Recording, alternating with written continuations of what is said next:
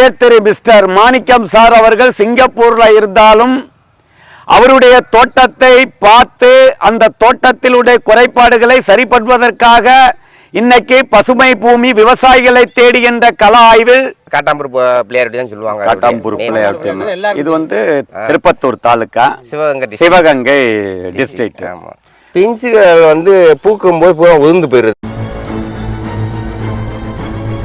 எல்லா பாடைகள் நிறைய விடுது, ஆனா காய்கள் காய்க்கிறது இல்லை. எங்க ஏமாற்றத்திலே விட்டுருது தென்னை மரம்.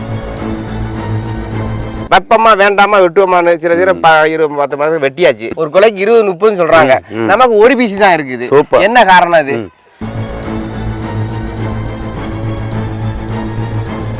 இதை செயல்படுத்த முடியுமா, இது உங்களுக்கு கிளியர் பண்ண முடியுமான்னு உங்களுக்கு நாங்க இப்ப கால் பண்ணது சார். இதோடைய தென்னை வளர்ச்சியை பாருங்க. இந்த தென்னை சீரா படத்துல பார்க்கும்போது இதோடைய காய்கள்லாம் வந்து கொலை கொலையா கிடைக்கும். நம்மக்கும் அதே மாதிரி மரங்கள் இருக்குது. எவ்வளோ இது 20-30 பாலை தள்ளி இருக்கு. 20-30 பாலையில் காயே இல்லை பாருங்க. இந்த பாருங்க, இதில் ஒரு காடு அது அப்படி இருந்தாலும் இந்த காய் காய்ச்சாலும் இந்த மரம் மாதிரியா இருக்கு பாருங்க, கருப்பு ப்ரௌன் கலர்ல பாருங்க பார்த்தீங்களா. இந்த காய் இதோடைய மரம் விழுந்த உடனே காய்கள்லாம் சுருங்கிருது. சுருங்கின உடனே தேங்காய் உள்ள சுருங்கிருது. அது நீங்க காய்க்கிறதுல 2-3 தான் காய்க்குது ஒரு குலைக்கு. பணம் காய்க்கும் மரம், மாதம் மாதம் வருமானம் கொடுக்கறது தான் தென்னை. அதனாலதான் பசுமை பூமி என்ன சொல்றேன்னு சொன்னா, தென்னை வராதுன்னு கிடையாது, தென்னையினுடைய தொழில்நுட்பத்தை நீங்க தெரிஞ்சுக்கிடணும், நல்லா புரிஞ்சிருங்க. அடுத்து தென்னைப்பழம் வந்து நம்முடைய சிவகங்கை மாவட்டம், புதுக்கோட்டை மாவட்டம், ராமநாடு மாவட்டத்தில் வராதுன்னு நினைக்கிறதுனா தவறு. தென்னை மரம் வந்து சூரிய ஒளியை தாங்கி வளரும் பயிர், அதுக்கு நிழல் இருக்கக்கூடாது. நிழல் இருந்தா தென்னை மரம் காய்க்காது. முதல் கருத்து.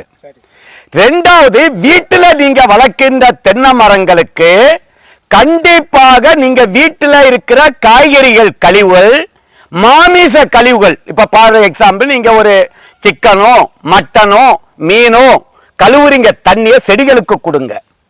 காய்கறி கழுவுற தண்ணிய செடிகளுக்கு கொடுங்க.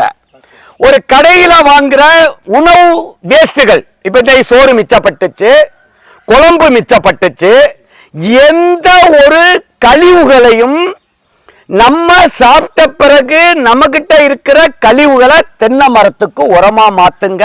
ரெண்டாவது, அண்ணனுடைய குமரல், ஏன் சார் நீங்க போட்டோவுல காமிக்கிறதுனா 300-400 காமிக்கிறீங்களா, ஏயா இங்க காய்க்கலன்னு உரிமையோட கேட்கிறாரு. அதுக்கு நான் சொல்றேன், நீங்க தென்னங்கண்டுகள் வாங்கும் போது தரமான தென்னம்பிள்ளைய தேர்வு செய்யணும். எல்லாத்திலையும் உண்மை போலி இருக்கு, ஆனா விவசாயி மட்டும்தான் உண்மையானவன், கடவுளுக்கு இணையானவன் விவசாயி.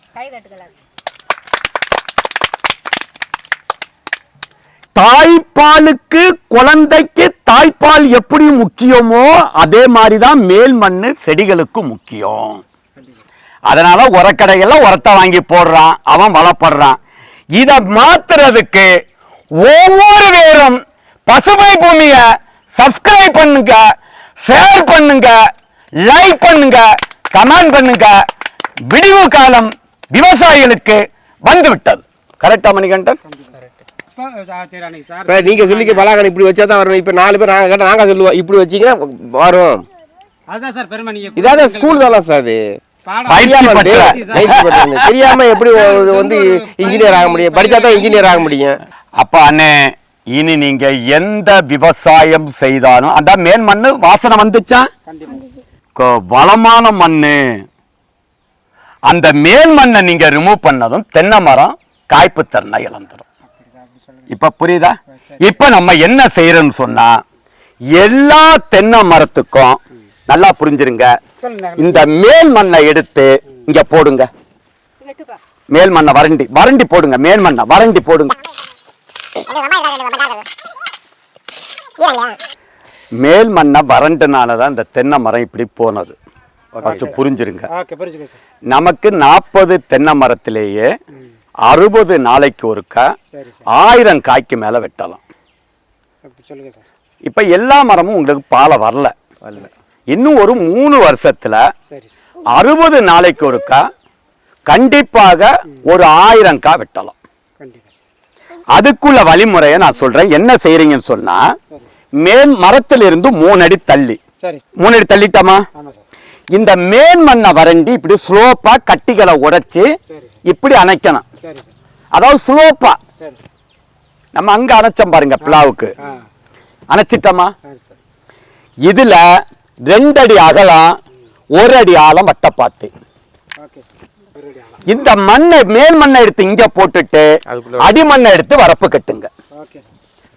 புரிஞ்சுட்டமா? இது முக்கியம். அப்ப இப்போ இது வாய்க்கால் மாதிரி ஆயிடுச்சு. வாய்க்கால், இந்த வாய்க்காலுக்குள்ளதான் நீங்க என்னென்ன இலதலை, வேப்பம் இலதலை, எருக்கஞ்செடி, ஆவாரப்பூ, என்னென்ன கழிவுகள் கிடைக்குதோ இதுக்குள்ள நிறைய போடணும். கொளிஞ்சி சூப்பராக, கொளிஞ்சி பெஸ்ட், இதுக்குள்ள போடுங்க. போட்டுக்கிட்டு இதுக்கு மேல ஆட்டு புழுக்கையோ குப்பை சாணியோ என்ன கிடைக்குதோ நிறைய கொட்டுங்க.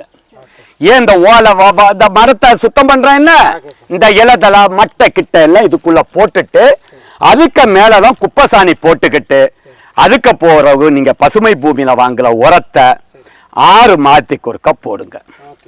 ஒரு மரத்துக்கு 2.5 கிலோ, 2.5 கிலோ 6 மாதத்துக்கு ஒருக்கா. இதெல்லாம் போட்ட பிறகு மேலோட்டமா 2.5 கிலோ கற்பக ஆர்கானிக் கலப்போறோம், 10 கிராம் பூம்பும் பூஸ்டர், ஒரு மரத்துக்கு 10 கிலோ, 10 கிராம் 10 கிராம் எண்ணெய் எடுக்காத வேப்பம் முன்னாக்கு 1/2 கிலோ நம்ம பசுமை பூமியில கிடைக்கும். இந்த மரம் வருதுன்னு சொன்னீங்க என்ன? ஆமா சார். இது ஏன் வருதுன்னு சொன்னா, சிலந்தி பூச்சியினுடைய தாக்குதல். ஈரியோபைடு மைட்டுன்னு சொல்லுவாங்க, ரெட் மைட்டுன்னு சொல்லுவாங்க. இது சாறுகளை உறிஞ்சி தேங்காயை உரிக்க முடியாத அளவுக்கு கடினமாயிரும், குறும்பைகள் உதிரும், காய் சிறுக்கிறதுக்கு காரணம் இந்த ஈரியோபைடு மைட்டுன்னு சொல்ற சிலந்தி பூச்சி. அது வராம இருக்கிறதுக்கு தான் 1/2 கிலோ எண்ணெய் எடுக்காத வேப்பம் புண்ணாக்கு, 1/2 கிலோ தென்னை நுண்ணூட்ட சத்து. இத 6 மாதத்துக்கு ஒருக்க இந்த குழிக்கு உள்ளதான் போடணும். இந்த குழிக்கு உள்ளதான் தண்ணி பாயணும். வாரத்துக்கு ஒரு தண்ணி நிறம் பாயும் போது இந்த குழி கம்பிட்டா நிரம்பிடணும். அப்ப இதுல உயிரின பெருக்கம், மண்புழுக்கள், நிறைய நன்மை செய்யும் உயிரினங்கள் வளர்ந்து தென்னை மரம் 15 பாலை வரும், 15 மட்டை வரும்.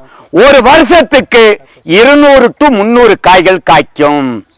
நம்ம தயாரித்த இந்த பசுமை பூமியினுடைய பூம்பும் பூசல்ல humic acid 80%, fulvic acid 15%, bio potash 2.5%, micro nutrients 2.5%. ஆகையால் பசுமை பூமி விவசாயிகளுடைய லாப நோக்கோட குறைந்த விலையில் தரமான இந்த பூம்பும் பூஸ்டரை தயார் பண்ணி கொடுத்துக்கிட்டு இருக்கோம். இதுதான் இது இருக்கிறது. இதனுடைய செயல்பாடை இப்ப நம்ம பார்க்க போறோம். நான் கையில எடுத்திருக்கிறத பாருங்க, மில்லிகிராம். இங்க பாருங்க, இத மெதுவா போடுறேன்.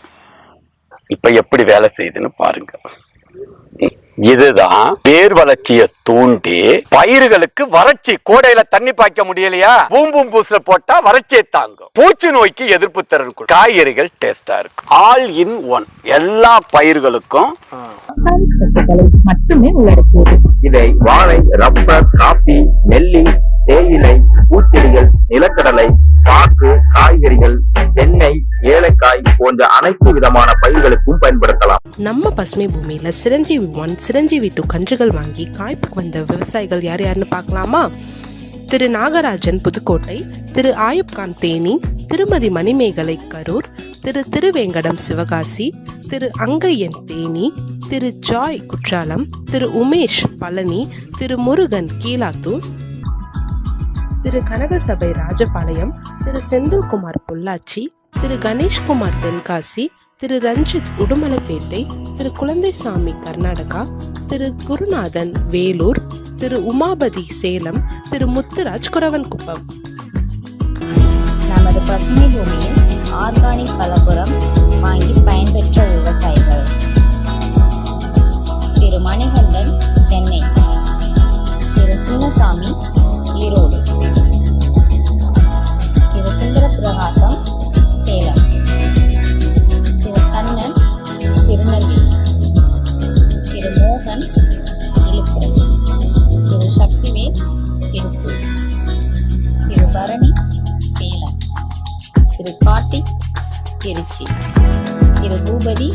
ராமநாதபுரம். திரு கிரி, பொள்ளாச்சி. நமது பசுமை பூமியில் பூமி பூஸ்ட் வாங்கி பயனடைந்த விவசாயிகள்: திரு தினகரன், பாண்டிச்சேரி. திரு கங்காதரன், நாமக்கல். திரு வினோத், திருச்சி. திரு ரவி, கும்பகோணம். திரு பொன்னுசாமி, திருப்பூர். திரு ஆண்டியப்பன், கண்டனூர். திரு மனோகரன், கர்நாடகா. திரு ஏழுமலை, மணப்பாறை. திரு மூர்த்தி, திருவாரூர். திரு இந்திரஜித், வரத்தநாடு. நமது பசுமை பூமி வேதாளம் வாங்கி பயன்படுத்த விவசாயிகள்: திரு குணசேகரன், திருப்பூர். திரு மகாமுனி, திருச்சி. திரு சண்முகம், கிருஷ்ணகிரி. திரு ரகுராம், கோவை. திரு சிவசங்கர், திருப்பூர். திரு மகுதீஸ்வரன், திண்டுக்கல். திரு சம்பத், திருப்பத்தூர். திரு பழனிசாமி, பல்லடம். திரு பாஸ்கர், தூத்துக்குடி.